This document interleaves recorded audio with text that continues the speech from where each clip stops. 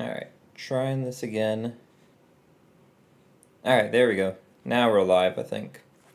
I don't know what happened the first time, but for some reason, it just wasn't working. So, we'll see if this time does better.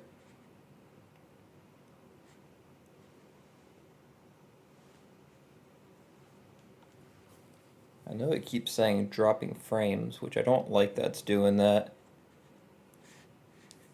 But hopefully it'll be good, at least for the main part of the stream. So, let's take a look in here. I'm going to go ahead and set up a poll for y'all when you start getting in here. And just basically say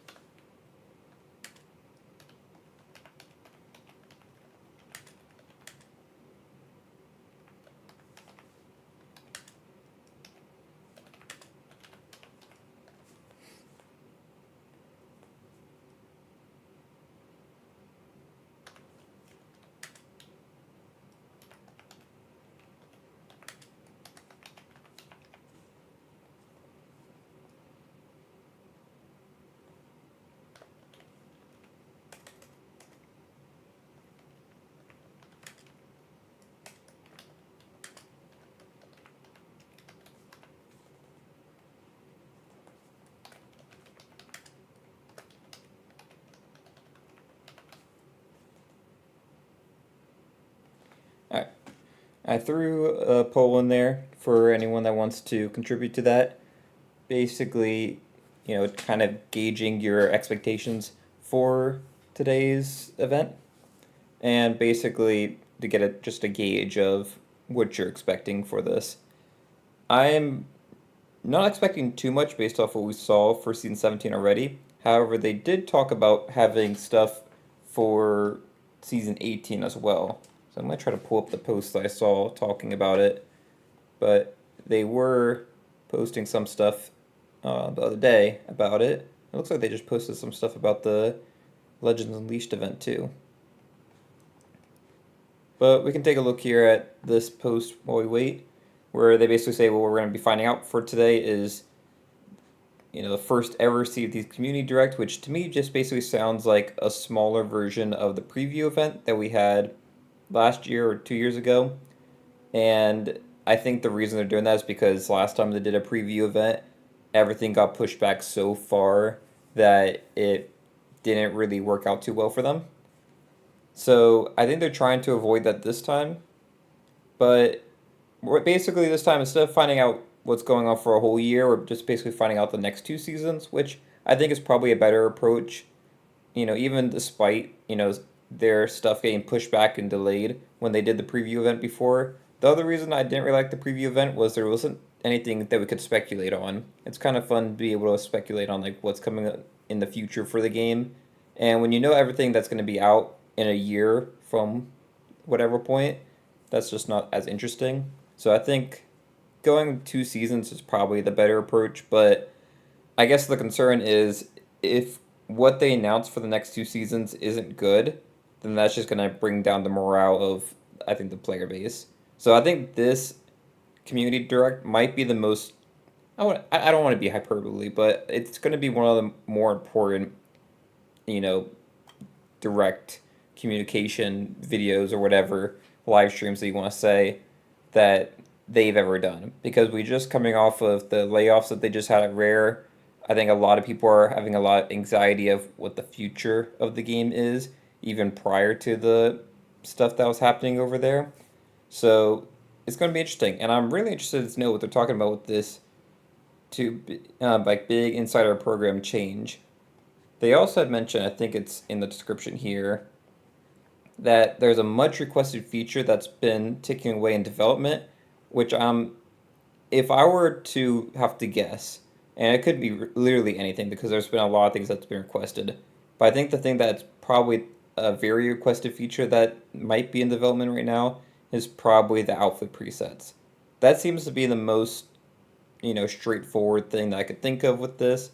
It just makes sense but they're trying to do the pirate profiles, and maybe they saw the backlash to that, so maybe they added it quickly into their development schedule because they realized people were pushing back on their new pirate profiles, which is like a premium thing that they added to the game, or is they are going to add to the game in the future, when really all people want is just to be able to have different outfits that are preset. So I'm interested to see what they have for that. They also have this new Pirate Legends event coming up soon, which I talked about in yesterday's video a little bit about just kind of my thoughts on knowing about these events in the future. I am looking forward to this one though. It does sound pretty interesting, and I actually really like this key art that they have for it. It's pretty nice looking. But Pirate, I don't know what the Pirate Lord's doing up there, but that's pretty funny. But we only have 2 more minutes till the event starts, so I'm pretty excited. Uh, Short Fuse Skeleton says, "Hey, I'm on break right now. I gotta get back to work in 5 minutes, but I'll probably tune in if I can in my next break." Yeah, no problem. Either if you want to watch directly from Sea of Thieves, you can, or if you want to check back here later, I'll have this stream up for anyone to watch later on if they can't watch right now, because I know right now a lot of people are at work at this time. And I'm planning to probably turn this into a kind of like a highlights clip. And if you don't want to, have to scroll through the live stream, I'm gonna try to just get kind of the more essential moments of the stream in there. But obviously, I have no idea what they're going to be discussing in this, so I am, kind of going into this just as blind as y'all. Uh, it's honestly really cool to catch a stream from you, though. Thanks. Thanks. Yeah, I don't really stream too often. I definitely try to stream whenever they do these big announcements. I, I think I might stream more in the future. I was actually just talking about it in a video that's going up on Saturday, because for those of you that don't know, today is actually my 5-year anniversary of posting Sea of Thieves videos on this channel. So that's a pretty cool milestone. So I made a little video talking about the 5 years, and just kind of my thoughts on everything with that. So that'll be coming out this weekend. But one of the things I was talking about in that is maybe doing more live streams going forward. Something I'd like to get back into, because the last few live streams I have done here on the channel, I've enjoyed, just talking to y'all about stuff. Crazy Otter says, "I hope Field of View date." Yeah, I mean, to be quite honest, I know a lot of people are excited about that. I don't even know if I would change mine, because I'm kind of fine with my Field of View. But it would be nice if they start giving dates for this kind of stuff, because I feel like right now, Sea of Thieves, they see that. I'm gonna mute that for now. Right now, I feel like with the game, they see the, I guess, annoyance from the community, where everyone's kind of upset with, lackluster updates, or maybe updates that, people aren't wanting. Part of the problem with that is just the player base is so broad that, you can't really make everyone happy. But I think overall, a lot of people haven't really been happy with the last couple years of updates. And I think right now, after all that's been building up for the last several years, they're just trying to throw out anything that might make people happy. So they announced Field of View. Pirate Profiles is probably something for Microsoft to make more money, more revenue from Sea of Thieves. But, they're throwing out these different things, but they're not really developed yet or anything like that. And I would rather them just wait to announce the stuff when it's ready. It's kind of weird to announce something and then have to wait months and months for it to come out. I think they've even announced stuff like back in January or December about changes that were going to be coming out, and that those never happen. I think they also talked about like fixing or changing how the weapons shoot in the game. I think they announced that, then they started working on it, and I guess they realized that they didn't like the way that they were done and kind of went back on it. I'm just more of the thing that I would rather them just wait to announce stuff until it's ready. I see more comments in here that say, "I can't wait for the announcements of the ideas that might come out sometime soon." Yep, basically what I was just saying. I don't really care for that kind of stuff. And then I agree that pirate profiles are a massive waste of dev time. But I'm going to turn the volume up on this. Please let me know in the chat if it's too loud or if my voice is too loud, which are the two. Hello and welcome to the Sea of Thieves Community Direct. I'm John McMurtry, Head of Video Production here at Rare, and I'll be your host today as we delve into some exciting changes coming to Sea of Thieves. We'll be discussing a variety of topics, including some new changes to how we're approaching seasons, how we're addressing your concerns around game health and performance, the new ways in which we'll be making it easier for all of you to be more involved with feedback, as well as revealing an incredible... Real quick, short fuse. I really appreciate the super chat. It really means a lot to me. And I do agree. I think that some of the expectation issues are placed on Rare, but I think it's also placed on us to an extent too. We can talk about that more later, though. Christina McFairholm, Associate Design Director Shelley Preston, Creative Director Mike Chapman, and Production Director Drew Stevens. Now, I can see you're all raring to go, so let's just get straight into it, shall we? Let's have a look back. So, obviously, there's been a lot added to Sea of Thieves in the last 12 months. That's ranging from seasons 13 to 16. So, how would you say the features that we added to those seasons have enriched and enhanced the overall Sea of Thieves experience? And I'll go to you, Mike, first of all. Thanks, John. Thanks for the lovely introduction. So we went into the last year with an increased focus back on the sandbox. You know, coming out of a period of time when we focused a lot on systemic updates, new systems, new progression options for our players. So the last year has very much been about enhancing the sandbox. So season 13 kicked off almost a year ago. That added the Burning Blade. So Captain Flameheart's big move since he was resurrected. The Burning Blade, this warship, 10 cannons, the Ashen Roar on the front, the skeleton camps. If they view that as a then success or not, the into Burning season Blade. 14, we added these new stealth features. So the ability to crouch, and we added the blowpipe. We added disguises, the fun little features like being able to disguise yourself as a barrel and hide yourself in the world. Season 15, we obviously focused on the Hunter's Call, adding emissary play, expanding progression, the Megalodons that we added, and then more recently into Season 16 with a focus on Reaper's play. So our goal has been to add more ingredients to the sandbox, new combinations of mechanics, new weapons. So each time you play, your session can play out differently, alongside, I guess, new on-demand voyages, new on-demand features like playing as an emissary, as part of the Hunter's Call and enriching emissary play with the Reaper's Bones. And why did we think that was an important focus during that 12-month period? Well, I think it's interesting. We'll get into this later today. I think after focusing on a lot of system-based features, we definitely felt, and we heard it in the community, that the sandbox was feeling a little bit stale. The sandbox wasn't changing enough. So we really wanted to focus recent seasons on adding new mechanics, adding new ingredients that keep the sandbox fresh. And that's really important for us, because when you head out there on the waves, when you're doing a voyage, when you're just exploring, there needs to be more possibilities. Those special Sea of Thieves sessions that you have where things come together and they play differently each time. So keeping the sandbox fresh, I feel like people are asking is for really important to us, which is why we've taken that approach over the last year. And part of keeping the game fresh in general is not just things like adding new features and seasons. Obviously, we've got things like live events as well. So I'll look to both Christina and Shelley here. So what sort of live events have we experimented with over the last 12 months? I also feel bad for Drew. Quite a few. I think obviously one of the super popular events has been the community weekends that you've been involved with.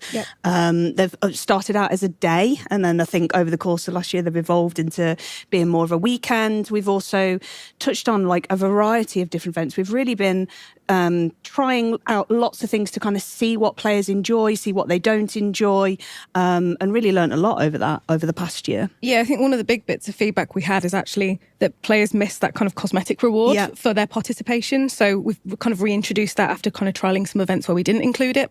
So we're in a really good place with our live event schedule now. I know what's coming up. I think we might talk about it a little bit later. Yeah, a little bit later. But yeah, our community weekends still are going strong. One day I'll convince you all to do a week. Season? Maybe not. there for this season. But they seem to be going strong. We still seem to kind of evolve the kind of feature set of that, and then it's really complementary with some of the amazing work from our events team that are building things like Fight Night, and some of the other bits that we can talk about a little bit later. I think it just, like, there's such a wealth of things that feel like they have that opportunity to be taken and have a twist and a spin and become something that doesn't feel like it would be a permanent addition to the sandbox, but a twist that we could do as a temporary thing that would really change up the gameplay, that feels great as a live event. And hopefully we'll kind of talk more about that later, about how we're kind of evolving that approach over what we've learned over the past year. Nice. And obviously, as well as looking at how we can improve the sandbox over the last 12 months, one of the things that we wanted to sort of try and improve was our approach to how we talk to our players and how we keep them in the loop with what we're doing. And, you know, part of that was things like bringing back the dev update with you, Drew. How do you think that change in communication has worked out so far? I think it's been great. I think it's given us an opportunity to, just be more open and transparent with challenges that we're facing, lessons that we're learning as a team, almost what we're doing as part of it.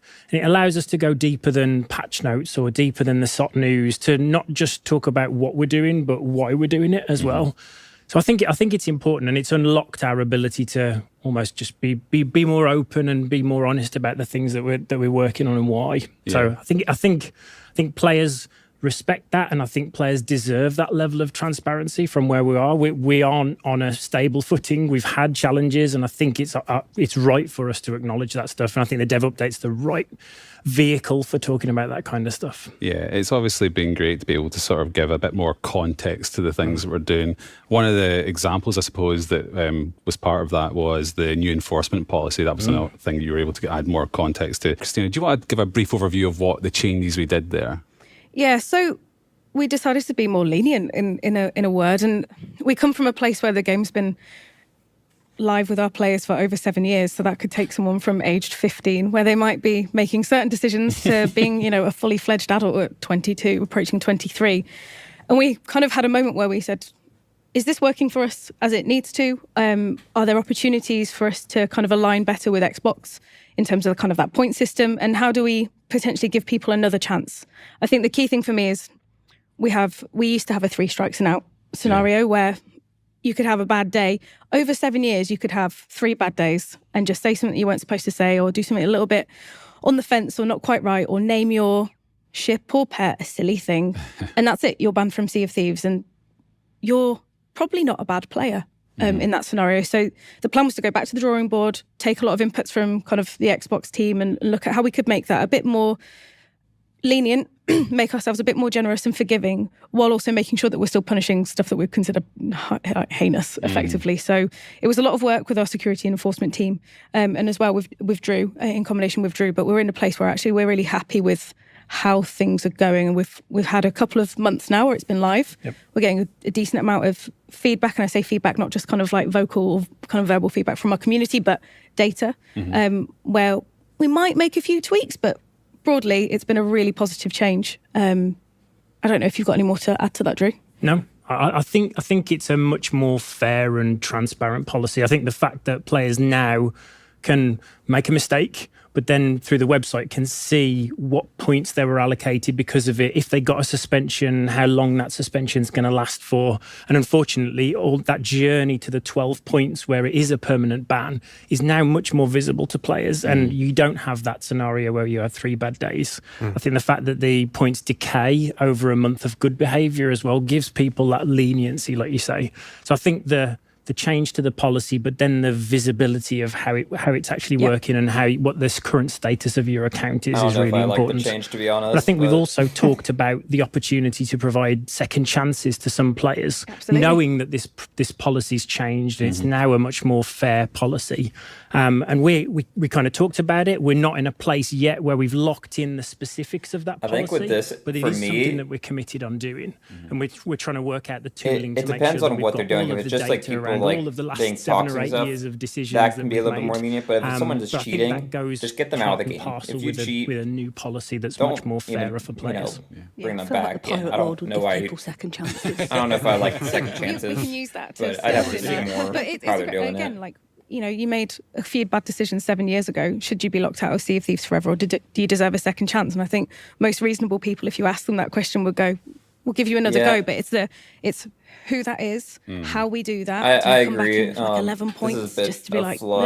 Look, you got kind of like patting themselves on the back of like all the Yeah, good stuff that they've done. But there's over the loads last of year, the minutiae we need when to do. most of we us do are need to just work kind that of out. But there is certainly a wanting kind to of a hear willingness and what a conversation the about making future that of the game happen, is, so. or like just It even the feels current much state. fairer Like as well, like giving what- people a route back, like you've said, having that what's visibility. going on but basically. also We don't need to know for the about all this worst history. cases, Most of the type us of are people that watching this video absolutely outright should be already banned. That know protection what is they've still done and there. all this stuff. So It's good.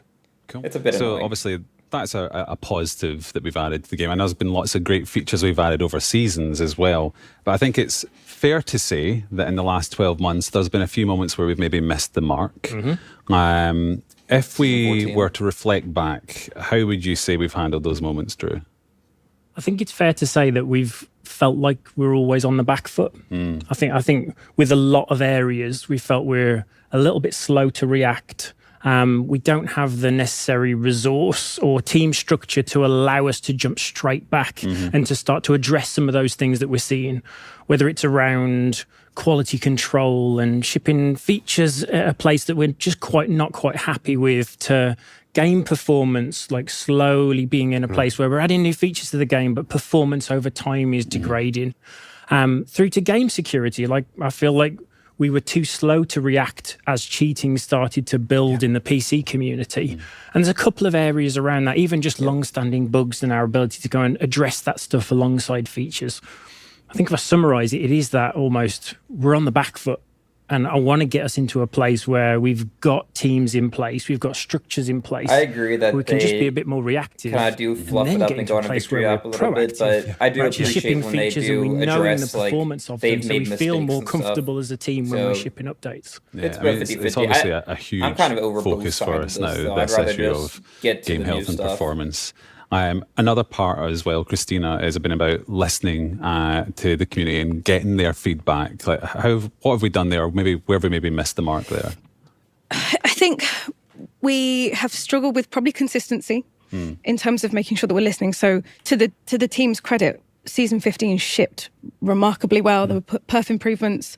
Players were loving the content, and then we came off the back foot and then ended up on the back foot with kind of subsequent Performance releases, was which I really think good really when season frustrating. 15 So launched. We're doing our best to listen. I don't think as the well as we content can. was as well received as they want tightening to our say it processes is. around how folks report and how they can report kind of not just what you would call kind of like incidents or incident-worthy things, but just things like making sure we've got timestamps for investigating, say, partners' issues with performance, etc. So the Guardians of Fortune team can go, more on them later, can go dig into something and go, okay, well, we've isolated the reason for that. So we are building a set of more robust systems to take more inputs from our players, whether they be partners, whether they be affiliate alliance, whether they be just a regular player who has had a poor experience.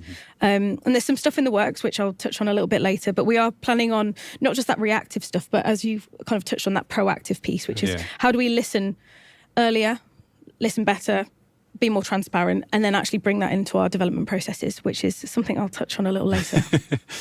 Cool. So if we look ahead to what the next year is for Sea of Thieves, I'll go to each of you on this. And I'll go to you first, Mike. What would you say the areas that you want to focus on are? Like, where is the focus for Sea of Thieves? It's interesting just hearing Drew and Christina talk there. I think when you think about the experiences that we've offered in Sea of Thieves, particularly over the last year, there's a theme that runs through it as well, in terms of we're always moving forward and we're not always listening to what their community is saying. And I think that applies to seasons where we've been so focused on adding new things, we've often fallen into the trap of leaving what's there behind. And that's how we ended up in a situation where the sandbox was feeling quite stale in the first place.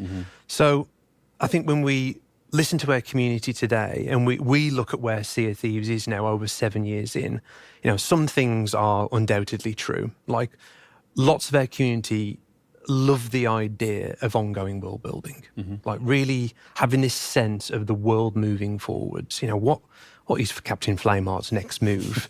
What's going to happen next with the Burning Blade? Is captaincy going to get expanded? How does that tie into the lore of Athena's fortune? Like, that's a key part of the game that and I guess it goes back to the point about consistency, we've been pretty inconsistent with. Like in the past, we've added tall tales, we've added adventures, we've added unfolding narratives with our characters. Sometimes that has progressed, sometimes it's stalled as we've focused on game features. But as a thread of the game that we want to keep expanding, we think about that a lot as something that we want to do a lot more consistently.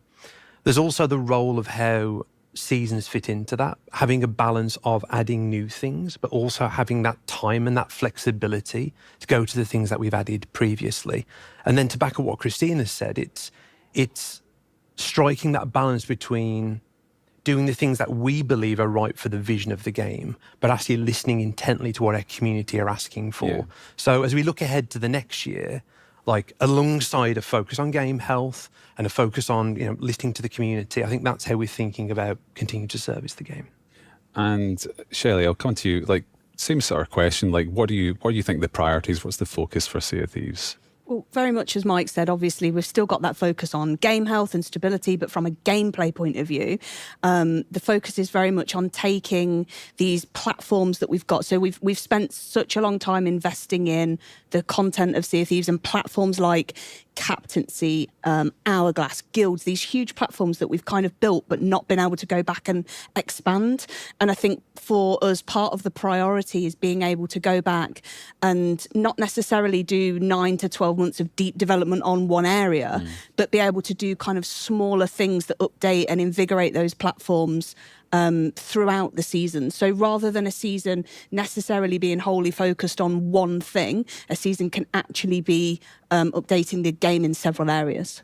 Okay, and Christina, same question really to you good then. there, Like, if we're because thinking about the that's focus something I've been saying for for a while community and now. how we want to involve them, like, what's your focus for the next 12 months? The plan is really to build more channels and more inputs for our players to give us feedback in a number of different ways, whether it be kind of survey, long form, or with more dialogue about features that are upcoming. So I think really it's about continuing with the transparency that we've been kind of leading with dev I'm updates, state of gonna play, call etc. BS on around that our real releases, quick. but They then literally also have kind of the more forum proactively set up looking to listen for this in a more kind of focused communication way. that they're talking about, and so they Drew, ignore it every obviously, time. you touched on this a little bit Especially earlier, but in where insiders do you where see your people core report priorities for bugs the next and 12 months of Sea of just Thieves?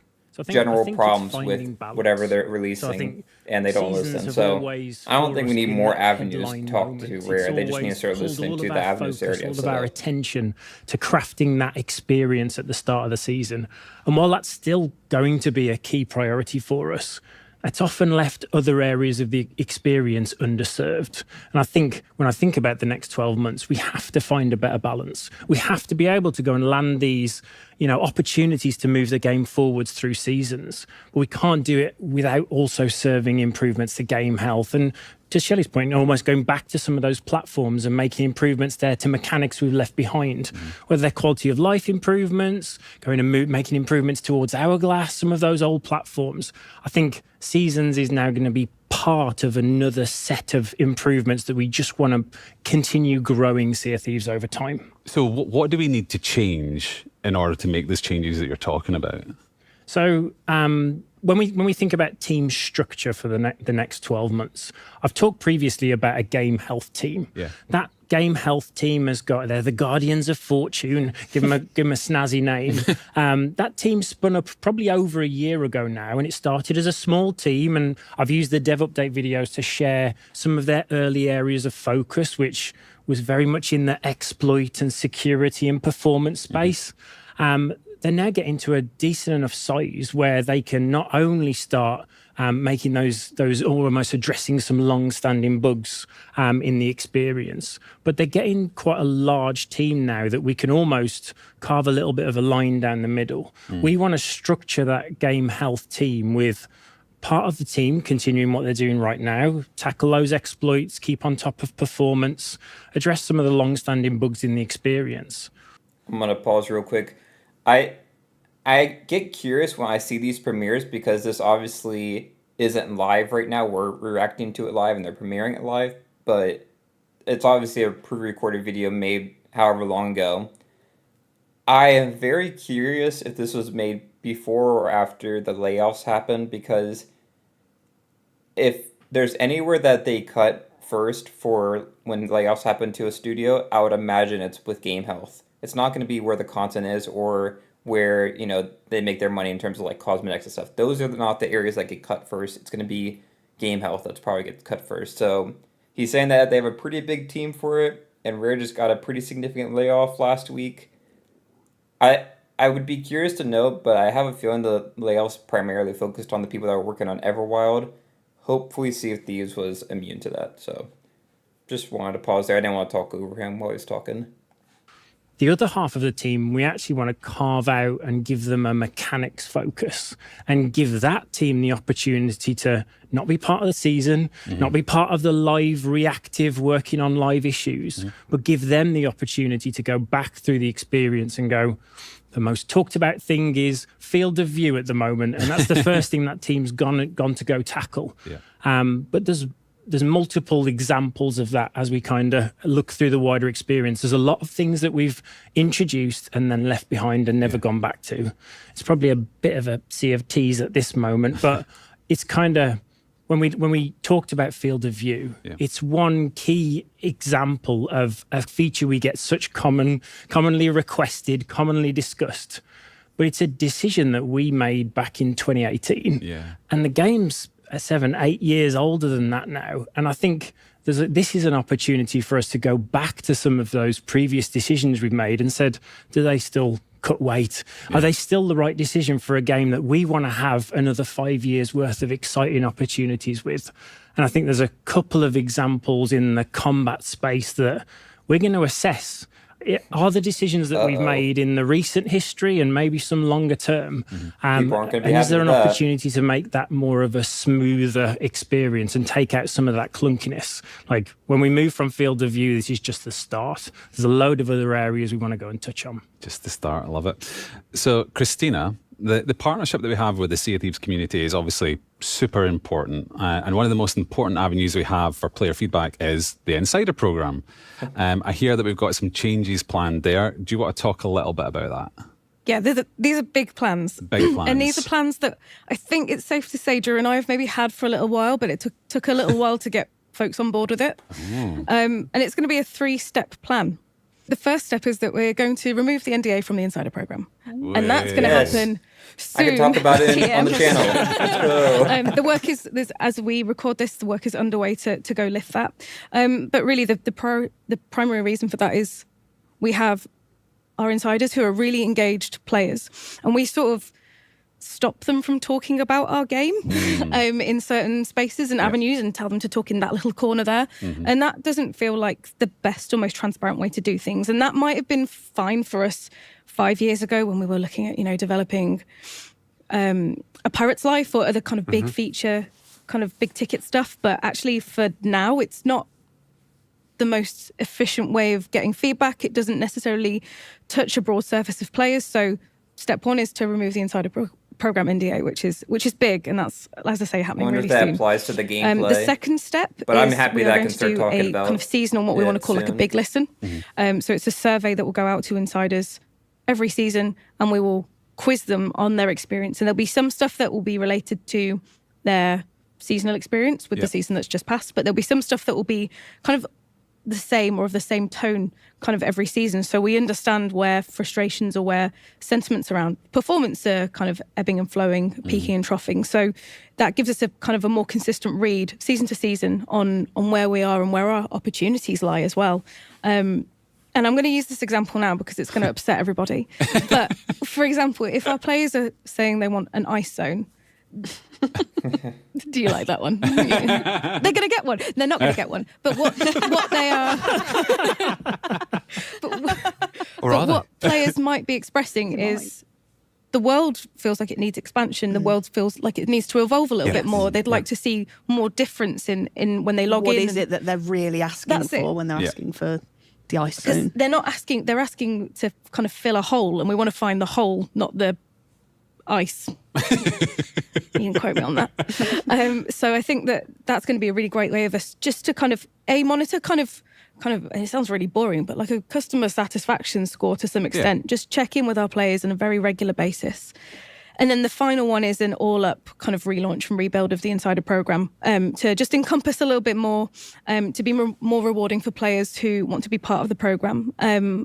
and kind of incentivize our players to engage with us on a number of different facets, not just with a public test build. So really big things in store for the Insider program. New rewards? Really exciting, but obviously step one is removing that NDA, and we'll let you all know when you can talk about the stuff in Insiders when we're done, but not yet, please.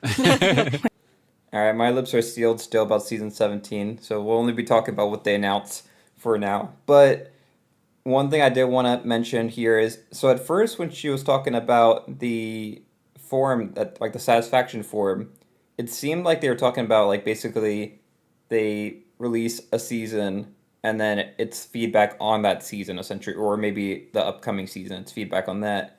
What I would really like to see with Insider program though is kind of have another forum that basically Rare puts out like a list of their potential ideas of like what they're thinking about like wanting to create. And maybe it'll be stuff like, you know, blank world event, or, you know, this type of voyage, or this type of season, those kind of things. Just have like a list and let insiders kind of prioritize which ones that they want to see most. And then they don't have to necessarily take exactly what, you know, the insiders say and like which one wins that poll, but at least gives them feedback of like what are we actually interested in. Because if they had done that for stuff like Season 17, or if they shown off like what content they were planning on working on, like the Ancient Megalons and stuff for Season 15, as opposed to maybe other stuff that we could have gotten for Season 15, I think it would have really helped with those seasons if we could have been able to inform them early on. Because the problem is, once they've already announced, you know, what the season's going to be or what updates coming out, it's already too late. That dev work has been done for, you know, years. I don't know. I think I remember them saying maybe like a couple years ago that, you know, when they have like a update that's coming in Sea of Thieves, it's like a year or two before that was already started, that dev work on it. That might have been changed. It might be a little bit shorter now and stuff, but I feel like if we can get in a little bit earlier on to kind of give an opinion on like what we'd actually like see in the game, just based off kind of like some ideas that they give out, that would be a big benefit for the game going forward. But in terms of everything that they talked about for Insiders, I think it all sounds really good. Thank you. I'm just going to come to you, Drew, just to sort of get your thoughts. Obviously, when you were deciding to drop the NDA, what does that mean? Because obviously we use Insiders to test features that aren't fully finished yet. How was there any reluctance or resistance to sort of from any parts of the team about? Oh yes, I think there's that healthy anxiety. I think everybody puts so much effort and attention into trying to get Sea of Thieves to look and feel as best as it can be, and we spend so much time sitting in play tests and reviews trying to make sure that Sea of Thieves is hitting that quality bar. And when you go to a team and go, we actually want to put that in front of real players with no NDA, you can take photos and you can stream this content. It might be 3 to 6 months before players get it in their hands in live. There's that general anxiety of, that's a grey square on the Ferry of the Damned. Am I quite comfortable that that's going to be screenshotted? And I think we're going to put watermarks on it, so it's very visible that if somebody's sharing content from that space, it's very visible that it is the Insiders program. So I can share I think we're not the first that's going to be interesting. live service title to be in a place where it's got public test realms. So we're not carving a path here. It's kind of well understood, and we'll make it very clear that this is the Insiders program. But that healthy anxiety is there within the team, but there is real value in the Insiders program getting features in early. Like part of the reason for doing this is that we can increase the feedback that we get earlier in the development process from a broader audience, from loads of different play styles.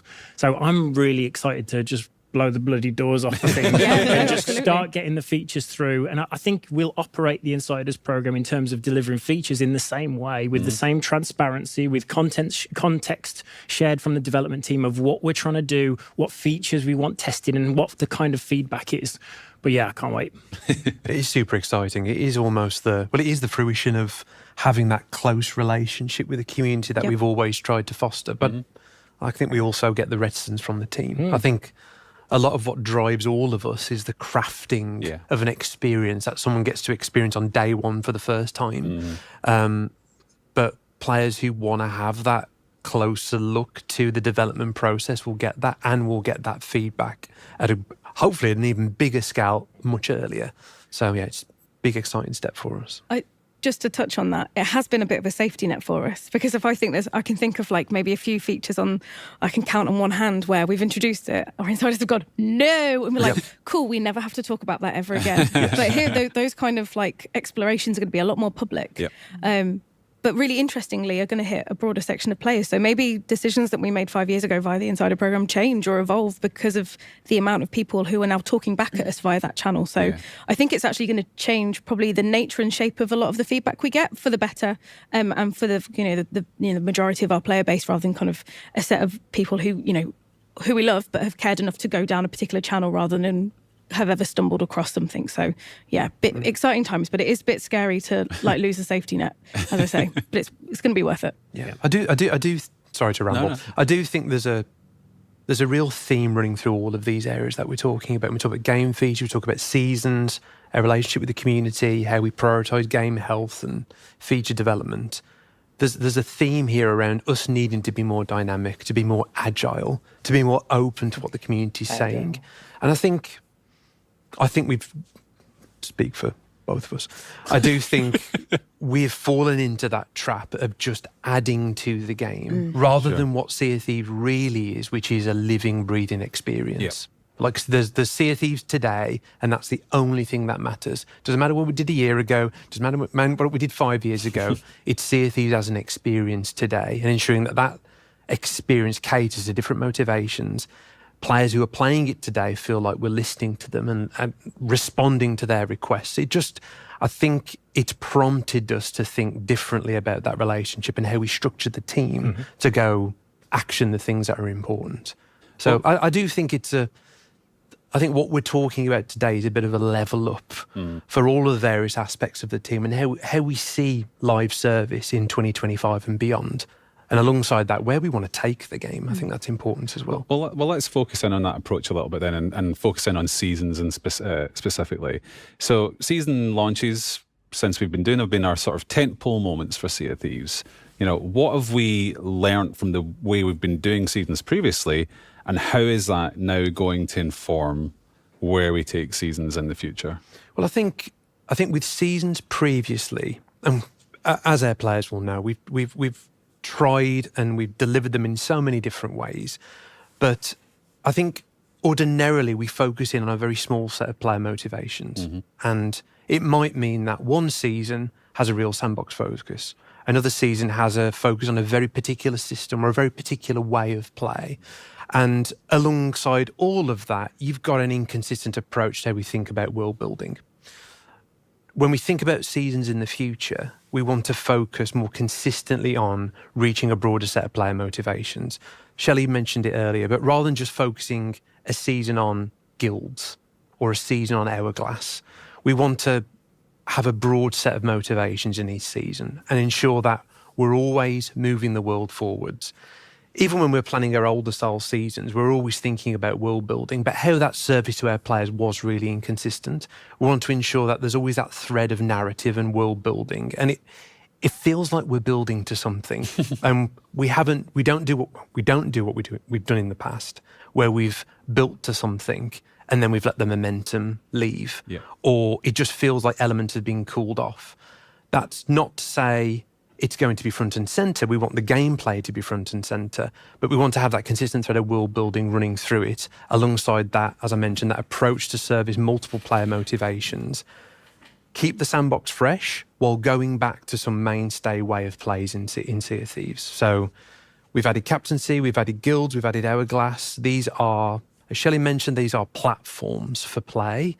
Lots of players have wanted us to go back and make new additions to captaincy, expand guild play, keep Hourglass feeling vibrant as a way of playing Sea of Thieves.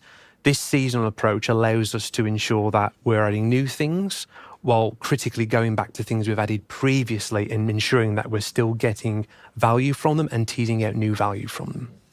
So with that in mind then, when do you think, will we see that from season 17 onwards, or is that something that's coming later down the line? So that change will come with season 17. So players who saw the showcase reveal, saw the focus on the smugglers. So the smugglers are very much a new element coming to Sea of Thieves, but it's on really reinvigorating the sandbox. That is what the focus is on. And The first month of Season 17 focuses on multiple areas that change the way you'll approach the sandbox. So we've got the smugglers themselves, we've got hideouts added across the Sea of Thieves, we've got new smugglers runs that reward you for ferrying quite dangerous cargo, the new black powder barrels across the Sea of Thieves. But it's not just that one element, it's also changing the value of shipwrecks in the world. Yeah. So shipwrecks are also carrying smuggler cargo. They're higher payer, but maybe they're rarer than they were before. You've got the fact that the skeleton ships are going to be carrying that same smuggler cargo. So they become a reinvigorated threat, but also you might want to board and steal their cargo off them. We've also got the return of the Reaper's rowboat, a bit of a community favourite. So the Reaper's rowboat coming back into the sandbox.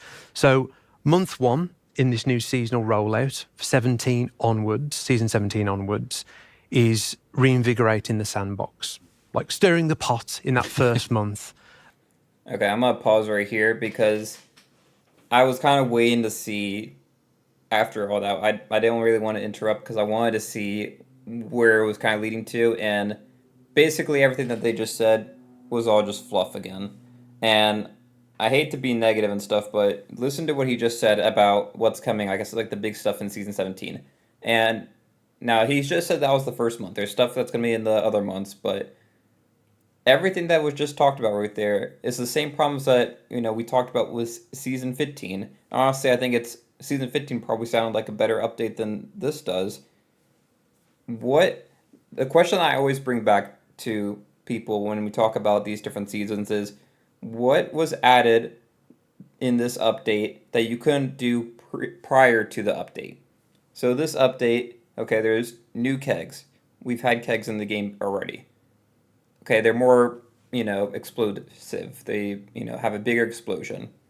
They maybe are more valuable. Okay. Is that really, that much different than what you were able to do before? Not really. More valuable shipwrecks. We've had shipwrecks in the game. That's not really a feature, in my opinion. What else did he say there? I'm going to go back a few seconds. This new Reaper. We've also got the return of the Reapers. Payer, but maybe they're rarer than they were before. You've got the fact that the skeleton ships are going to be carrying that same smuggler cargo. So they become... Again, skeleton ships have held gunpowder kegs for a long time. It's just another one. And let's be completely honest. If there's a keg on a skeleton ship, are you all going to really waste your time trying to board that skeleton ship, grab the keg out of the ship, and then get off the ship without them shooting the keg and exploding you with it? Or are you just going to take your cannon and shoot the ship and hope that you explode it that way? And that's even if you even know if there's a keg on board it in the first place. Usually when I shoot skeleton ships and it explodes with a gunpowder keg, I didn't even know there was a gunpowder keg there. It just happened to be, a lucky accident, and it just helped me sink them faster. So, it's always possible that there's more to this, and I'm interested to hear what they talk about for month 2 and onward after that. But basically, everything that he had said prior to this, they aren't learning the lesson. They say that they've learned from the community and they've heard the community's feedback on all this stuff, but clearly what they've heard is not the right thing, because Season 17 is basically the exact same thing we've had already. So I'd be interested to hear what y'all think in chat, if I'm maybe going off too hard on that, but... From a reinvigorated threat, but also you might want to board and steal their cargo off them. We've also got the return of the Reaper's rowboat, a bit of a community favourite. So the Reaper's rowboat coming back into the sandbox. So month one in this new seasonal rollout, 17 onwards, season 17 onwards, is reinvigorating the sandbox, like stirring the pot in that first month around a theme and a set of motivations that keep that play fresh. Month 2, we want to focus on having an expanded approach to live events. So over the last year, the community have seen us experiment with different types of live events. And we see the appeal of live events as a way to craft this moment in time. And we can do things in live events that we can't do with mainstay content that stays around forever. You can change the balance. You can have large payouts. You can really bring the community together around these choke points and these ways of play. So in month 2, players will experience this heist experience where there's a heist of one of the fortresses in the world, the Royal Crest Fortress. So bringing the community together to kind of battle over one of these awesome sea fort locations. And then in month 3, we want to go back to one of our most beloved activities in the game. The Skeleton Forts as a world event are, a beloved activity. They're very popular. Now, with Flameheart being back in the world, these new Skeleton Forts are themed more specifically around the Reapers. And we're going to be adding mechanics that reflect all the additions that we've made over the last 7 years. So we're going to be adding traps to these forts. We're changing the loot pool, so the potential for rewards on there. And you'll be able to get the new black powder barrel that we've added on this fort. But there's also the chance that while you're on one of these experiences, that you'll get interrupted by the Dark Brethren. So the Dark Brethren will attack with their ghost ships, and you'll simultaneously be repelling not only the skeletons on the fort, but also repelling these Dark Brethren phantoms. So your role switches from attacking the fort to defending the fort against the Dark Brethren. So this collection of new elements that hopefully will reinvigorate Skeleton Forts in the eyes of our players. So that approach of sandbox focus in month 1, a reinvigorated live event, kind of a new focus, a moment in time for players in the second month, and then a call to action in the third month with, in 17's example, the Skeleton Forts. That's effectively the rollout that we want to continue beyond, including that increased focus on world building and moving the world forward. I was going to say, because it's all underpinned by the world building elements as well. So everything interrelates. And for the players who really love and care about the world building, there is a bit more story and narrative to uncover behind perhaps the Smugglers League and the events of why they're now in the Sea of Thieves. But as Mike said earlier, we're really thinking about the gameplay front and centre, and the narrative is there for players, and it does make the world more cohesive and make sense. But it isn't something that feels like you can miss out on and then you feel behind on a future season. It's something that's there for you to pick up as and when you're ready throughout the season. And even just picking up on that point there, players missing out. When we're thinking about this new approach to live events and upgrading them, even though we believe there's gameplay benefits to having them in this moment in time that really become the focus of the community, once they're gone, that's not to say they're gone forever. We're quite excited by the prospect of us expanding this live event toolkit, so these events can come back. So the live event that we're focusing on in season 17, that will come back. It might get upgraded over time, but that will be in that rotation. So there's not this one-time only opportunity to get involved. We want this moment in time, but there's always that chance that it will come back, and it absolutely will. So, Shelley, why do you think this new revised approach to season is the right choice then?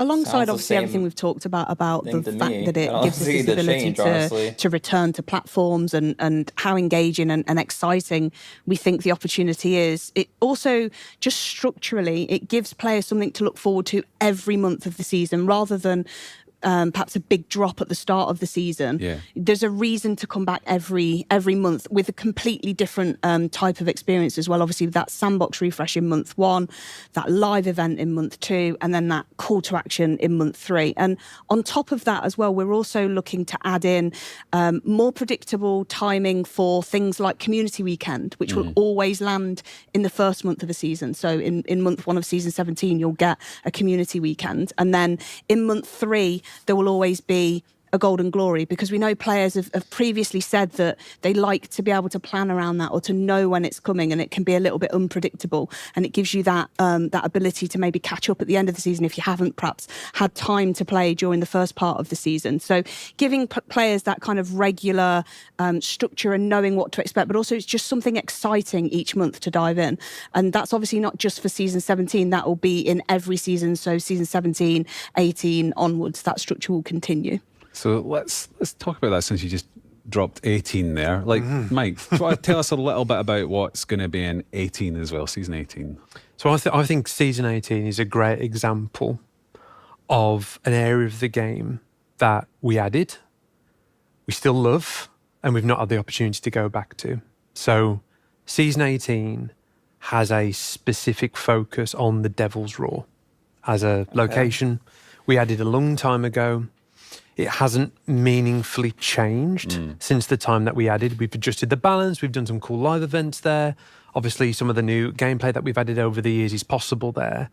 But we loved the idea of making a season specifically about the Devil's Roar. But going back to that world building point as well, it builds on aspects of the world building that players have picked up on, but we haven't gone deep into yet. So in Season 16, that's live at the moment, there's this idea that you are digging up these ancient sarcophagi and they've got these mysterious skeletons inside with a widow's mark on their skull. And Season 18 explores this more deeply through the Devil's Roar. So this is the idea of the Dark Ancients. So these are this faction of ancients from long ago that were banished. They were imprisoned, and they are closely related to the Devil's Roar. So players will be able to explore the Devil's Roar. They will encounter these dark ancient threats, and there'll be hidden shrines they can discover as part of these adventures. So a real focus on the Devil's Roar, but through that, also reinvigorating emissary play. So some of the gameplay with the Dark Ancients links to emissary play. So trying to thread that line between adding some new elements, moving the world forwards, but then going back to beloved parts of the game and just breathing new life into them. So we're pretty excited about that. That all sounds incredible, but I'm just going to go back to something that... Real quick, I'll just say, I don't know exactly what he's meaning by shrines. It could literally just mean like a statue that shows up, on different islands in the world. But if they take shrine in the sense of like similar to what they did with the Siren Kingdom, and I talked about that a while back, that I wanted to see like a C4 and a Siren Shrine and maybe even Siren Treasury in the Devil's Roar. But if we get shrines and stuff that are kind of like that, but for the Devil's Roar, but for this different group, across the Devil's Roar, that would be really exciting to me if we could get something that's that immersive and that interesting to explore. I don't know if that would be great for long-term gameplay, but it'd be interesting to see what they do with that. That seems more unique than what we're getting with Season 17, and I see some people in the chat also saying that, Season 17 basically sounds like all reused assets, and they didn't really learn their lesson with what they had just said right before that. So I really don't know why they are trying to claim Season 17 as this groundbreaking new change or new direction. You actually mentioned earlier, Drew, which is how do we do this? So you obviously talked a little bit about team structure, but so we've got these teams that are working on seasons. There's also going to be other teams working on things outside of seasons as well. Is that right? Yep. So let's talk openly about our team structure. We've got a season team that are responsible for all of our seasons now. They are the Shroud Breakers. So that's the team that's taking on the mantle of delivering Season 17 and then moving on to 18 and 19. So we've got a season team that are working across those, refreshing the sandbox, the live events, and those call to actions, the refreshing the experience. So we've got a season team. And then we've got the Guardians of Fortunes team. They're our game health team. Like I said, we've kind of drawn a little bit of a line down the middle, and we've got the team focusing on the core experience, long-standing bugs, exploits and performance. Then the other half of the team starting to dig into those mechanics improvements. So at the game health team, we've got a small team operating the Pirate Emporium. And then we've got two teams alongside that. We've got the Captains of Adventure, and we'll talk a little bit about what the Captains of Adventure are up to. And then we've got the Gold Hoarders, which have been working for a little bit of time on something very exciting. But think about the Captains of Adventure. They're thinking about the long-term opportunity for where Sea of Thieves is going to go. Yeah, so just to reiterate what we've talked about today for seasons, I think a new approach to seasons is reflective of what we've learned over the last recent years, which is that seasons can't do everything. It's very hard for seasons to keep the sandbox fresh, go back to older features, but also at the same time meaningfully expand the boundaries of the game. So, as Drew mentioned there, this new structure allows us to have a team dedicated to that. So outside of just seasons, I'll pause real quick because I see another chat in there. I disagree that they were locked into season 17 because a lot of this is very similar to what they were saying back in season 14. At the end of season 14, back like around December, might have been January at the latest, but they were talking about, changing the way that they approach seasons, spreading out content, doing all that stuff. That's when we started getting the, more interesting events like with the Dark Fortresses and stuff. This has basically been the same thing that they've been doing. So it's weird to have this whole community direct where they are trying to make it sound like they are changing the season format, but they really aren't. Basically, what I'm hearing from this change of season format is that they are now counting the temporary events or the temporary content that's added as part of the season, which is fine, but I don't know if season 17 is a terrible example of them saying that they've learned from past season mistakes, because season 17 epitomizes basically all the mistakes that we've seen. I think the only season that might be worse than that is season 9, because season 9 really didn't add anything new. And basically season 17 just sounds like recycled content. I honestly don't know how much I'll be playing in season 17 just based off what I'm hearing. If the events are good, I'll hop in for that, but I'm not really hearing anything that great for season 17 so far. Season 18, though, does sound interesting, but we also don't know enough about it, and based off what we've heard for season 17, I don't really trust what they say for season 18, if we're being quite honest. To keep the sandbox fresh, have those upgraded live events, have the call to action that in the third month. We have this team dedicated to expanding the boundaries of the game. So just think about what Sea of Thieves is at the highest level. And, we see all the community requests and feedback around the kind of content that they want. So there's things that we've always wanted to add to the game. Like we've always wanted to expand the experiences that you can have on ships and the types of ships that might be possible in the game. There's also a desire that we feel too, to give the community new world experiences, to expand what it means to be a legend in the Sea of Thieves, to explore, community storytelling that we've dipped our toe in the water in the past, but we've never gone deep into it. So we see this as a team dedicated to that multi-year vision for how Sea of Thieves will expand. We've got ambitious plans for the future, and we've always struggled to do that at the same time as servicing a game with seasons. So this split allows us to do both in parallel.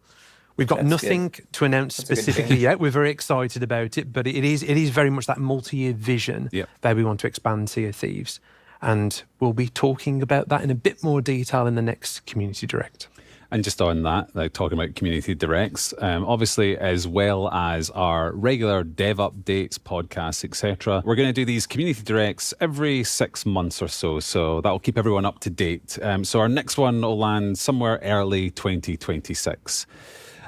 So as well as working on seasons and the features that we've just mentioned there, we're also working on a feature that's actually a much requested community feature, custom servers. Now, some people might have an idea what that means, but what are custom servers in Sea of Thieves? Christina, I'll go to you. So custom servers right now, it's a very rudimentary alpha version out in our retail environment at the minute, which only a handful of people have access to. But even that handful of people have been able to do amazing things, put on amazing competitions or experiences with no switches, toggles, settings whatsoever. They just are able to fill a server. So the custom server tech that's in development now is placing a lot more power into our players' hands and gives them some switches and some toggles to be able to curate that experience and kind of give them the world of Sea of Thieves at their fingertips. So I think Shelley can talk a little bit more about that. Yeah, it very much is exactly as you said. It's Sea of Thieves at your fingertips. So it's in custom seas. You'll have a series of settings and toggles and switches that allow you to curate the Sea of Thieves sandbox as it exists, but in your way. So you can set up up the ships that you want in there, the crews on that. You can completely break the current crew limits. If you want to have 16 people on a sloop, you can go for it. And you can, do all the expected things, like you can spawn whatever treasure items that you want. You can go into whatever experience you want. You can turn the Kraken off. You can turn the storm off. You can curate the world your way and create and have your own experiences. And that's one part of custom seas. But then alongside that as well, you also have access to a cinematic camera. So based on the tooling that our very own video team have been using, you have access to that as well. So you can create those beautiful shots. And that, combined with the tools and things that you can, set the time of day as you want it. You can really curate those shots as you want them. And then alongside that, we're also bringing in what we're calling Safer Seas fleets, which is the ability to play Safer Seas as it plays now, with the same restrictions, but with a full kind of server of friends, so a fleet of friends. So you'll be able to invite more than one ship in. Amazing. That all sounds incredible. Is progression going to be the same? Why did we want to add something like Custom Seas to Sea of Thieves? What are we hoping that players are going to be able to do with it?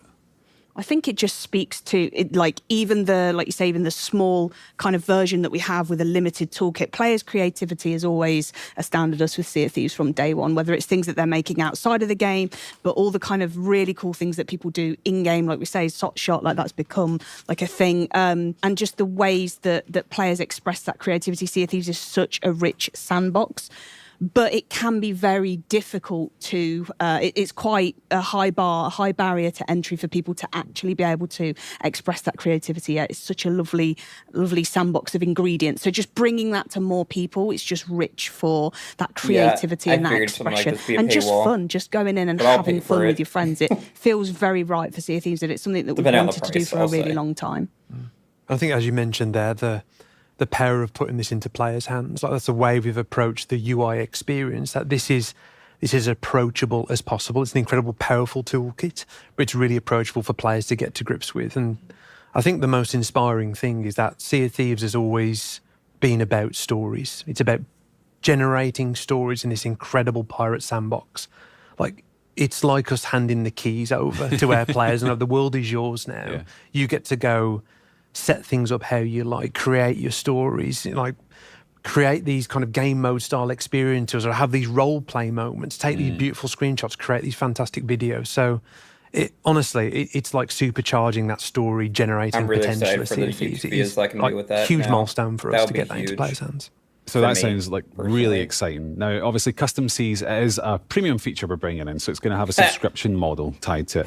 I called it earlier, though. Why did we decide to go down that route, Christina? Subscription model. First off, the subscription model is going to include a little bit more, which we probably aren't ready to talk about in too much depth right now, but this is definitely a key pillar and a key feature of this. But really, we wanted to do the feature justice, and it's an expensive feature to develop, maintain, and continue developing. And I think, to Mike's point, as we were kind of talking about earlier, that we have a little bit of a history of maybe shipping stuff and then not looking back. And this is a very deliberate way of making sure that there's a budget to look back, frankly. Yeah, that's a great point. And I think, just let's be honest, in past Sea of Thieves, we've added game modes to the game, and they've found small communities, and we've never really had the ability to go service that and double down on that. And I think, just building on what Christina said and what I said earlier, like, I think there's a reason why custom servers is such a community requested feature. I think the creativity at the heart of Sea of Thieves, that's possible. The story creating potential is such a big part of what Sea of Thieves can become, like handing the world over to our players. It doesn't feel like we can do it justice if we just do one release. Like, we want to not only release it, but have a team focused on it, investing in it, taking community feedback. So, like, this is a pillar of Sea of Thieves' future. So we want to ensure that we staff it accordingly, and that investment is given. And again, being honest, building on lessons we've learned in the past, of not just releasing something and then not giving it the time it deserves. So we wanted to go out there first and foremost and make sure it gets that investment and that focus. And so the big question. I'll say real quick, as much jokes as I was saying about, it being paywall and everything, I don't really have a problem with them putting a paywall for this. This is something that actually makes sense to have, a paywall for. Stuff like the pirate profiles and things like that, I don't know if I agree with those being paywalled or, having to pay to change your pirate's, look or whatever. Things like that I think are weird paywalls to have. This makes sense to have a paywall for. I have some thoughts about it. I'm really excited about the future, but I do wonder if it'll make Sea of Thieves gameplay clips less interesting because then everything can be staged. Like I think you saw that problem with Fortnite when they added like the custom servers for Fortnite, where back in the day, if people had like a crazy clip in the game, you knew that was like a real clip. It wasn't something that was all staged. Now every like interesting clip with Fortnite is all staged. I think you're gonna have the same problem now with Sea of Thieves, where right now Sea of Thieves content, like if you see like a really cool moment or interesting moment that's like a clip on TikTok or something like that, those are genuine right now. Once you get this in there, everything's gonna be staged. Maybe they'll figure out a way to kind of avoid that, but I think it's all gonna be staged content, and then it's just Sea of Thieves gameplay won't be interesting to watch anymore. But overall, I think I don't want to be a negative about this whole thing because I am excited for custom servers. I've been wanting that for a long time, so pretty exciting there. When will players be able to get their hands on custom servers and this new subscription? Yeah, so custom servers and all those benefits that come as part of it will be live early 2026. So really exciting early next year to get this feature set into players' hands. And I think around season 19. That timeline from now till early 2026 gives us time to take community feedback, right, hear suggestions and hear what the community feel about this, right? Yeah, I mean, as I kind of alluded to earlier, the very rudimentary tool set we have out in the world has got so much creativity just within that. So we definitely want to bring on board some folks who we know have developed different types of game modes, have used the tools very creatively to see actually what would make your kind of creative experience easier, what would reduce friction, what means that you can set a game up in 10 minutes rather than 3 hours collecting coconuts. It's something we really want to make sure there is a partnership and a dialogue on. Well, yeah, I think it's going to be great to see what players do when they get the cinematic camera tools that we've been using for many years on their hands. It's going to be very exciting to see what they come up with. Well, we've come to the end of the Sea of Thieves Community Direct. We've heard about changes to seasons, with a couple of teases thrown in there too. We've given you the lowdown on how we're tackling game health and performance. And we've given you your first look at custom servers for Sea of Thieves. We'd love to hear what you thought, so please leave a comment wherever you're watching this. I promise you that, yes, we do read them all. And if you want to stay up to date with everything Sea of Thieves, then make sure to check out our other regular videos like Sea of Thieves News, Drew's excellent monthly dev update, and the official Sea of Thieves podcast. And of course, there's a mountain of other content on our various social channels. So I think all that's left for me to say is thanks for watching, and we'll see you on the seas. Bye-bye. All right. So I'm putting out a poll right now just to kind of get y'all's thoughts on it. I think it was a bit of a mixed bag. There's some stuff that I think is really, really great stuff, like the removing of the NDA for insiders and also the custom servers. But both of those things I also think come with downsides to them, which we can maybe get into a little bit. So let me go ahead and put this poll out there so that y'all can start talking about that. Harry says that season 17 releases on your birthday, so or happy birthday, I'll say, early happy birthday. I wish it was a better season for you to be releasing on that day, but hopefully you can still have some fun with it. So I guess let's start with talking about the insider stuff. I think the insider stuff is interesting. If you caught at the beginning of the stream before the video started, I was actually talking about how I liked that this direct was only focusing on the upcoming, the next 2 upcoming seasons, because I feel like us knowing too much ahead of time kind of ruins excitement and ruins anticipation for what's coming up in the game. Because if you know stuff that's coming a year from now, but you have to wait a whole year for it to release, that's just not very fun. And then I feel like we got this insider change, and I was thinking in the back of my head, well, now, instead of me talking about season 16, I might be talking about, insider content that's coming out for season 18, and it won't be released for 6 months essentially or something like that. So the Sea of Thieves content creation space and just kind of Sea of Thieves discussion online is going to be drastically changed because of this insider change. And I don't know if it's for the best. I am happy though that I'll be able to talk about stuff because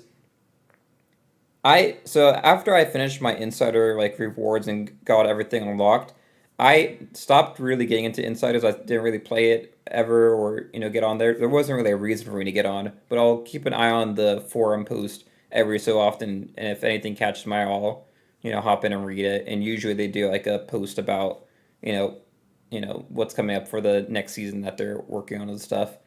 And depending on what that update is that's coming out, it really affects my impression of Sea of Thieves. And so I think like even if I'm not talking about it in the videos at that time, you can definitely feel like a different kind of tone about like my anticipation for like the future of the game. So, with everything that we know about season 17, I haven't been as excited about the game with that in mind. Honestly, I'm a little bit more excited about the game now about custom servers because custom servers are something that's really exciting to me. I talked about, the worries with custom servers in the sense that you might have a problem with a lot of content for Sea of Thieves being staged going forward. So clips and stuff of Sea of Thieves are not going to be interesting anymore in my mind. But there's stuff that they added, like they talked about the Safer Seas fleet mode or whatever, where basically your friend's going to be on different ships on a Safer Seas server. I'm curious if that's going to have progression on it, but that's something, if you watch my videos talking about Safer Seas or talking about guilds and stuff, I've talked about that for a long time, that I thought they should make it so that you could have guilds inside Safer Seas and have them all on different ships and make it like a basically custom server aspect. Now, I did mention earlier that I perfectly am fine with them charging for the custom servers. I think that makes sense to charge for. It might not be a popular opinion, but, just trying to be realistic, it makes sense for them to charge for something like that. The weird thing about it is they say that they need that to basically keep that mode running and stuff, but if you think about it, Safer Seas is basically custom servers on their own.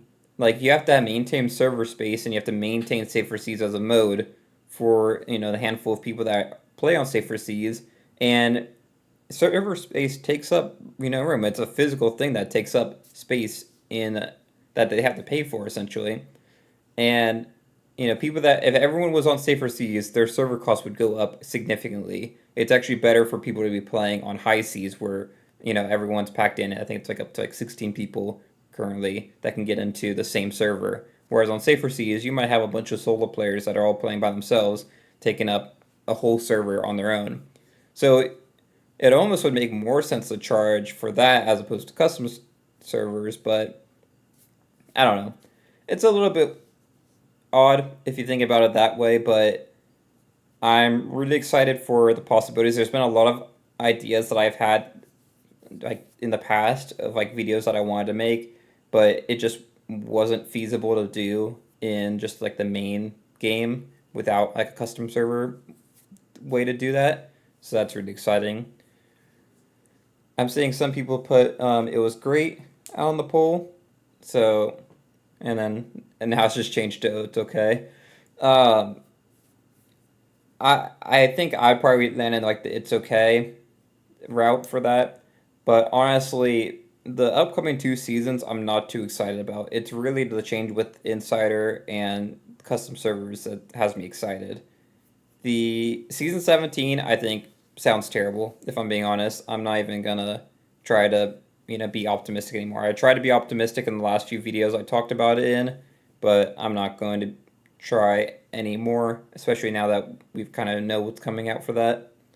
Melon's in the chat, says hi. What's up? How you doing? Season 18, we don't know enough about it for me to be able to judge it too much. I think it definitely sounds a little bit better than season 17, but they have to make significant changes for the Devil's Roar to make people actually want to go into that region. And I don't even know if the Devil's Roar really needs changes, to be honest. I kind of like that the Devil's Roar is kind of like a quieter place. I was always saying for a long time that we never really needed safer seas. I know people are going to get mad at me for saying this. We never really needed safer seas because I always just go into the Devil's Roar if I don't want to be bothered by other players. Because it's usually pretty empty in there. So it's actually kind of nice if you want more of like a chill experience, but still in high seas. So, I don't know. I I like that aspect a little bit more with being there, but I think there is a lot of potential with the Devil's Roar. But I would have honestly rather if they were going to talk about what they're doing with that region. I had talked about in a previous video, I think like 2 years ago, basically, talking about like region locking or like region switching, and they had joked about having the ice biome, but one of the things that I was saying is maybe having it so that it was almost like seasonal changes for different regions in the game. So maybe like during the winter months, we had the Devil's Roar kind of get enshrouded by the Devil's Shroud, so you wouldn't be able to access it during the winter months. But then ice region would open up on another part of the map, and you could explore there, and there'd be like icebergs and other stuff to sail through. So you could do like region locking to be able to make it so that the world isn't too expansive, but you'd be able to have different experiences throughout the year for the game. It doesn't seem like we're ever going to get new regions, but I guess improving the Devil's Roar is a step forward with that. Pirate Fella says, I don't know, I wish new Tall Tales or World events happened too. I don't do Saber Seas or Insiders, so half the stuff is meaningless to me as a player. I like the world rotation idea. Thanks. Yeah, I'd recommend checking out that video if y'all are interested. I talked about like what kind of regions I'd like to see and stuff too in that. But that was another thought that I was having while I was watching the video, is that the stuff that they're talking about adding, I don't think appeals to the general player. Like let's really think about like what they announced in this video. Changes to Insiders to make it, better. Has no effect on the general player. It might have effects in terms of maybe potentially making the game a little bit more, perform better and stuff going forward, but I really don't think it's going to have a massive improvement to performance, if we're being honest. If they weren't listening to the feedback on the Insider forums, what's going to make them, watch a YouTube video by Agent Murden and take that feedback? If they weren't listening to it on their own forums that they have full control over and they're supposedly looking over all the time, there's no way that they're watching a bunch of different YouTube channels. So that's kind of the other side of this NDA thing that I think is a little bit worrisome, is that I feel like the loudest voices in the community are going to have way more sway than they already do on the future of the game, because they'll just be able to kind of give their opinions on stuff now without the NDA, and obviously because they're the biggest voices in the community, they're going to be heard the most. So that's a potential too. I feel like the forums for the Insiders forums were a little bit more of an even playing field when it came to that. But otherwise, getting back to talking about just like the general player, so the Insider stuff really has no effect. Then we got into the new stuff for the seasons. Season 17, I think if I were to show it to some of my friends that aren't really involved in Sea of Thieves as much, as like they're more like casual players, people that like hop in, every so often, but they're not watching like the news videos, or maybe not even watching my videos on all this stuff. They are just more general casual players. I bet you if I said I'd give them $100 to play season 17 and tell me what's new about it, they probably wouldn't be able to name it. They probably think that the kegs were all the same, that they always had been in the game. The voyages that they're talking about adding, basically all the changes. The only thing that they would be able to point out is like the events. But in terms of the content that's actually being added for season 17, I don't think the general player is going to be able to tell that there's been a significant change, because it's basically just reskin stuff. Season 18 is probably the most impact for a general player, but the custom servers, I don't think general players are really going to be that interested in that either. Melon said, I was kind of AFK for like a minute and saw lots of L's and classic rare. I looked back for myself and heard about custom C's, uh, yeah, being paid for. Yeah, I actually didn't have the chat open. Oh, they disabled the chat. I don't think that was disabled when I first started, so that's not great to see. It must have not been good while they were streaming. Um, I have a feeling that the opinions are pretty negative. If you were in the chat while I was running, you can let me know if it was pretty negative. But I remember when I opened it up first, I saw the chat and there was a chat open and stuff. So they disabled it midway through, it seems like. So that's kind of crazy to me, honestly. Um, yeah, I don't know. I don't really know how to feel about all of this because the changes that I'm looking forward to honestly kind of remind me of the same type of thing that happened with Season 11. Season 11, you can argue from both sides. On one hand, it was really great for the game. It kind of modernized it and made it better. Like Voyages and like the UI, it all felt a lot more slick. It felt a lot better to play, and it just was a little bit easier to understand and a little bit more straightforward. But on the side of it, I feel like it took away a lot from the game and kind of hurt the game in areas like tucking. Tucking was significantly hurt by Season 11. Uh, just kind of the world interactions, like going up to the, different trading companies, buying voyages from them, having like a physical voyage that you had in your inventory to place on your ship and stuff. A lot of that aspect was lost with Season 11.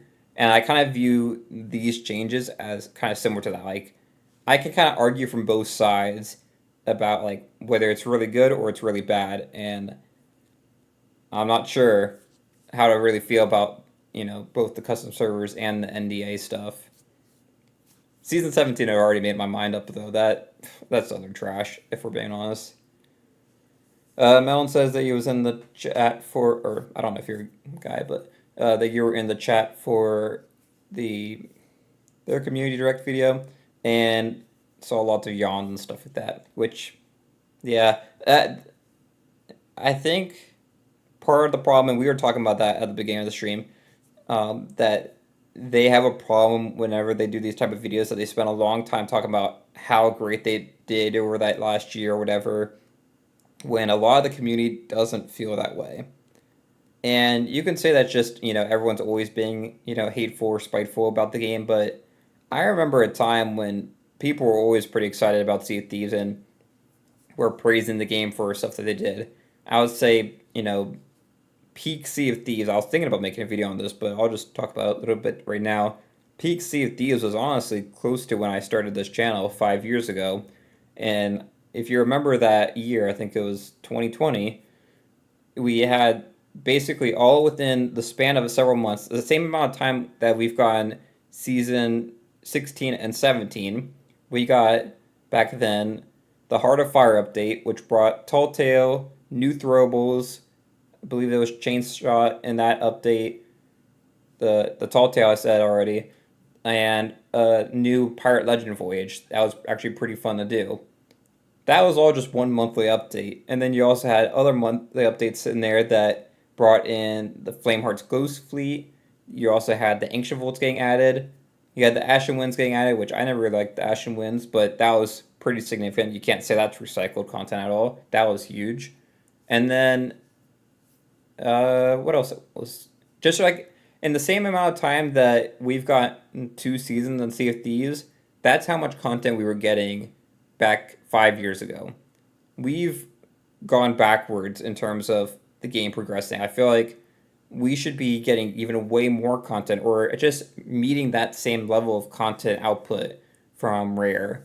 But we're not. We're kind of regressing. And if we were regressing just a little bit, but they were focusing more on performance, that'd be okay. But as we've seen with Season 15 and I would say Season 16 they did okay with, but I just wasn't a fan of the voyages that they were adding for Season 16. But Season 15 and Season 17, it's just a lot of recycled content, nothing genuinely new that's being added. And the part when they were talking about their new approach to seasons, and then they immediately talk about season 17, which is the exact same thing they've been doing. I just, I don't know if I can even believe a lot of the stuff that they say in these videos now because, they say that they're listening, they say that they've learned, but then it's very clear that they haven't learned. So, I don't know. I'm seeing a good amount of results for it was just okay. 67% of y'all say it was just okay for the direct, and I think that's, probably accurate. I don't think it was terrible. I wouldn't say it was great either, though. Pirate Fella said a bunch of my friends are leaving bored with the content. And yeah, I don't disagree. I think the hard part is I try to come at the game I try to be fair when I critique the game. I don't try to come in and I'm not the type of creator or just player that says like, oh, the game is dying, the game is dead, all that kind of stuff. But I'm also not going to be the type that's kind of just coming in here and everything that CFDs does, it's amazing, or anything that's bad, try to say like, oh, you just don't understand, you're, whatever, you're not appreciating everything they give us. Because I see both sides of the comments in my comment section on all types of videos that I make. And I think I'm more somewhere in the middle that's just trying to be more neutral, kind of look at things on a case-by-case basis. But one of the things that I think you're going to hear about when we talk about season 17 and people being bored of the content that they're adding, you often hear people say, oh, you're just burnt out of the game. Go take a break. You don't need to keep playing, Sea of Thieves all the time. It's not burnout. It's them not actually adding anything. If we were to be honest, I feel like season 17, it'd be better for them not to release anything new and just focus in on changes to Hourglass and other stuff, rather than what we're actually getting. Because what we're getting is nothing really new. It's basically a fresh coat of paint on an existing building. It's not a new building or anything like that. So, yeah. Disappointing stuff for season 17. Obviously, I'm not going to, pretend like I didn't know what was coming out for season 17 anymore. For those of you that have played Insiders, you've known for a while as well. Luckily, soon those NDAs will be out, and we'll be able to talk more candidly about what we think about the future of the game. But yeah, I have no idea what they were thinking with season 17. That on all fronts was a mistake, especially the surprise announcement at the game showcase. I had a friend message me, and he said, because we were both watching the game showcase at the same time, and he asked me, he was like, is there something new about this? I don't recognize anything new going on with this trailer. And I messaged him back, I'm like, I know basically everything that's going on with this game, and I'm looking at this trailer and I don't see anything new with it except for those kegs. And if you watch that stream that I did following the game showcase and that trailer, trying to break down the trailer, there was stuff that I was talking about that would have been way more interesting, like talking about the fuse and like maybe having like a fuse that you could kind of shrink down like a dock or whatever, and you could light from farther away, or having like the weapons crate that's similar to the ammo crate, but it's a weapons crate that you can take wherever you want. All that stuff would have been great. Melon said, "Oh yes, add a faction that steals in a pirate game. That's original." That's what I don't get. Like the voyages and stuff that they're adding, and the kegs and everything. It's nothing new. It's the exact same stuff that we've done for merchants and all other trading companies for a long time. We literally had mercenary voyages back in the past that were just the black powder kegs that were just highly explosive kegs that you could go on a voyage and get. And I don't really want to rehash too much of what I talked about, I believe, last week's video when I went in about if we really needed a new gunpowder keg in the game. But it's true. I don't think we need a new gunpowder keg, because they talk about, oh, you can go and board a skeleton ship and try to take the gunpowder keg from their ship and hopefully avoid getting shot with the keg, somehow jump in the water and swim to your ship that, is probably getting attacked by a skeleton ship to steal it, and then risk getting shot by a cannon when you board your ship with it and explode. No one's going to do that. Maybe some people are going to do it just for the memes of it and just make a video like, haha, look what I stole from it, maybe once. But no, like, general player or anyone that has any sort of logical sense to them is going to play like that. And it drives me crazy. It drives me crazy sometimes because the game has so much potential. And some of the stuff that they talked about, like the structuring the teams and having more of a long-term focus, that's all great. We're, 8 years into the game now? That should have been there, at least 3 years in. 8 years later, you're finally starting to think, oh, maybe we should start thinking long-term about the game. The game's been out for 8 years. What have you been thinking about this whole time? It's kind of crazy to me that some of the stuff, it feels like, we kind of circle the wheel over and over again. We just had the video back in, I was saying earlier, December, might have been November or January, where they said that they were changing their approach to seasons. And it's the same stuff they were just talking about today. Like, they say the same stuff, but we don't really see anything really happening from the stuff they say. Pirate Fellow says the new voyage is not really fun to do. People only do it for combinations. Yeah, if you remember, we've had gunpowder keg voyages in the past. It was those mercenary voyages back in the day, and sometimes you get them too in like message in the bottles and that kind of stuff, or they have like the events that come out where you go and dig up a keg. I don't. Maybe I'm in the minority of this, but whenever I find a keg that I dig up on a voyage, like a message in a bottle voyage or whatever, or if I find a keg inside like a shipwreck or something, I am not taking that keg with me. I am just going to immediately blow it up, or I'm just going to ignore it. The only times that I would take a keg from there is if I see another ship that I can row up to, or I can carry and sneak up onto and explode their ship. There's no reason for me to be going and taking kegs and, shipping them around the seas to try to sell them. There's far better ways to make money that don't require doing that. So, I don't know, y'all. I don't know why they thought it was a good idea. And this kind of gets back, I know some people, jumping in and out, and maybe a lot of you that are watching now might have went over to the mainstream and then came over here to hear my commentary. But when I was watching it, I lost my train of thought, honestly. I was trying to think of what I was trying to say with that. It might come back to me. Lots of thoughts, but now they're all kind of scattered around. This was a very mixed bag for the Community Direct. I do like that they're giving us more of a time frame when they're going to do this, but let's be honest, they keep changing up the formats of how they're going to talk to us.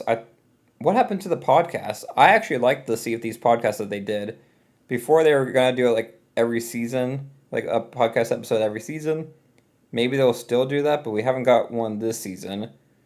I don't remember if we got one for season 15. I feel like we did. I think we did get one for season 15, but that's pretty inconsistent. The dev directs that, what's his name does? Drew. Yeah. Drew is, probably everyone's favorite person on the team, but also is like the one that they always send out to address every type of bad issue that's happening in the game. He like gets the brunt of, all the bad stuff that's happening in the game, like cheating and everything like that. But I always like him. I don't know how active y'all are on Twitter and stuff, but he's very active on Twitter, usually responding to, anyone that messages him. So I always really respect that. He doesn't have to do that. I don't think developers, on their personal accounts need to be doing all that, but it's nice that he goes out of his way to kind of interact with us and kind of try to answer questions and things like that. So I'll stick around for a little bit longer if anyone else has any questions or thoughts that they want to talk about before I end the stream. But thanks for everyone that has hopped in, whether you've been here the whole time or you've been hopping in and out throughout the stream. I really appreciate everyone that's, come and hang out with us. I don't know if I'm going to be making a highlight of this for today. I might make a video kind of just talking more about my thoughts on this after I've gotten some time to sit on it and kind of think more about all these different announcements. It really wasn't what I was expecting them to announce with these things. Really, when I saw that post about like what they were planning to talk about, when they said like changes to insiders, I really only thought they were going to, basically make it so that insiders had a new way to earn rewards. Like maybe make it so that with insiders you could, I don't know, get a little bit of money back for doing the voyages and stuff. Basically make it so that when you play in there, it actually helps progress your retail version of the game. That would have been something that makes sense. Other than that, I honestly thought that the feature that they were talking about that was highly requested was going to be the outfit presets. I feel like that would have been better for the general player as like a new addition, because that's something that can be beneficial to everyone. Custom servers is very exciting for me personally, but I try to look at it from the general player, casual player perspective. I don't really feel like the casual player is going to get as much benefit from custom servers as they would have from outfit presets. And I already kind of knew what Season 17 was going to be about, but Season 18, I still don't really have a firm grasp of what that's going to be.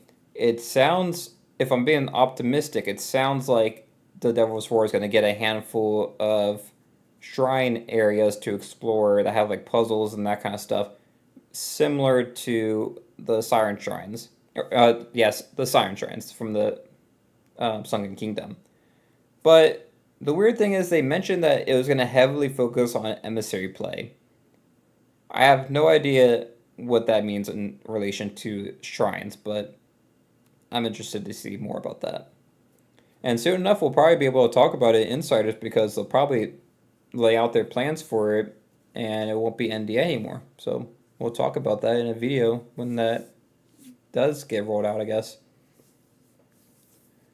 Melon says we need outfit presets. We definitely do. I think they should add it as an expansion to captaincy. I talked about that a few weeks ago.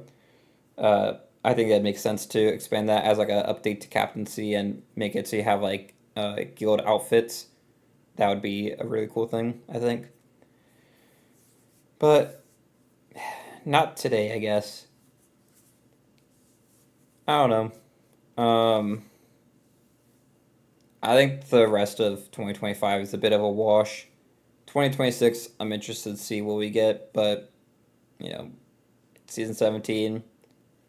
I would love to see player count numbers for seasons, like how many people are playing the game at certain times.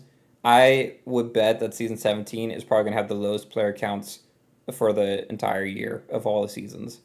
Season 15 will probably have the most, outside of maybe the start of Season 16, because I think there was a lot of people playing when the first month of Season 16 happened. Pirate Fella says the fact that they didn't even mention Field of View 110, they did mention that, or outfit presets is diabolical. Yeah, so they did mention the Field of View change. They said they're working on it. They didn't give a date for it, and that was kind of to my point that I was talking about at the beginning of the stream or before the stream, basically saying that I would rather them not announce stuff until it's basically ready to release. So, like, even the custom servers, honestly, like, let's be honest, did we really need this community direct today? What changes out of this community direct are happening basically soon? The insider changes are the most soon, but honestly, they should have just made it so that this community direct was happening, like right before the insider stuff change. So then, like, they announce this, and then, the next day or like the following Monday, those changes rolled out. That would have made sense, but we have no specific date for the insider changes. Season 17 is the only thing that we know specifically is when that's starting. And the custom servers, they say is going to come early 2026. I would bet that's a feature that gets delayed. I mean, I don't want it to be delayed, but it would not surprise me at all if that gets delayed to, March or something. But we'll see. Melon says maybe the Dark Brethren has something to deal with the Devil's Roar. Could explain the mention of the emissary flag. It could. My hope with the Devil's Roar, if you're going to have a season focus on the Devil's Roar, it should include having a Reaper outpost in the Devil's Roar. That would make the most sense. I also think you should do something with Molten Sands Fortress over there. I feel like that could be a good place to have like a special type of skeleton fortress. I always said that the Fort of Fortune should have been the designated Devil's Roar fortress, but obviously that's not the way that things went. So there's a lot you could do with it. Shrines, I'm cautiously optimistic about, but I want to hear unique gameplay activities that are coming soon. It's very interesting, honestly, because last night I was up finishing the video that I was working on. I put a poll out the other week about basically like kind of some topics, ideas, and the one that won out was for what my dream Sea of Thieves season would be.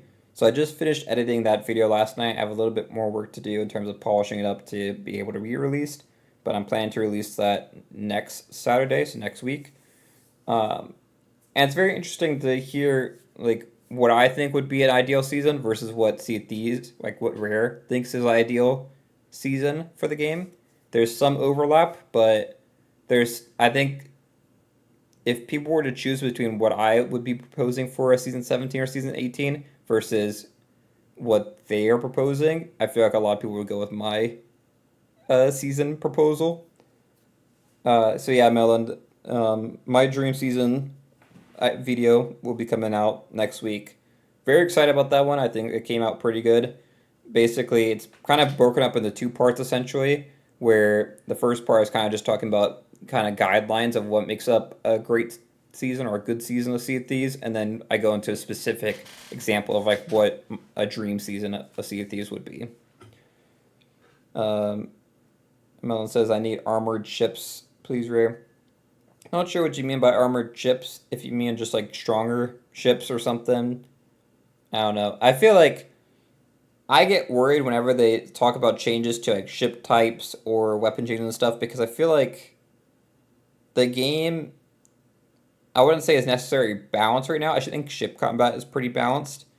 But if we talk about, weapons and stuff, any type of change, it could either be really good or really bad, but I can guarantee you someone's going to be upset about any change. They tried to make the changes last year, and they first started off with the blunderbuss, and the plan was basically to change like one weapon at a time.